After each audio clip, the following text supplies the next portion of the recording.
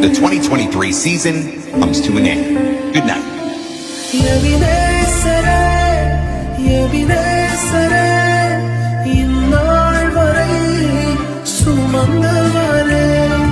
தாங்கினி தப்புவித்தீ சுமந்தி சுகம் தந்தி உமக்காக யாவையும் சகித்துக் கொள்வேனே என் ஜீவனையும் பொருட்டாக நினைப்பதில்லையே நான் ஏன் கலங்கணும் என் ஆயன் இருக்கையிலே நான் ஏன் கலங்கணும் என் ஆயன் இருக்கையிலே